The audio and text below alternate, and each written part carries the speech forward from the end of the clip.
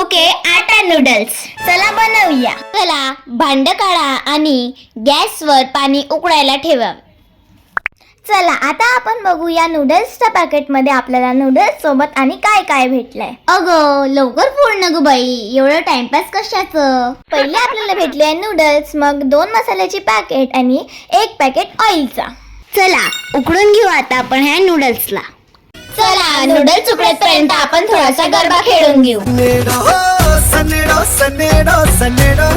चला नूडल्स उकळली आहे का आपण हे थोडं चेक करून घेऊया।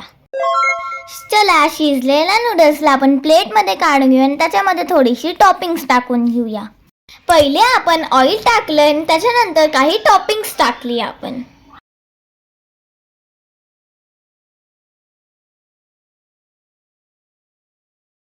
चला आपण आता याला मिक्स करूया। ओ मला पाहतानीच एवढी यम्मी वाटते, जेव्हा मी टेस्ट करेन तेव्हा किती यम्मी असेल। आताच माझ्या तोंडाला पाणी सुटते। चला टेस्ट करूया।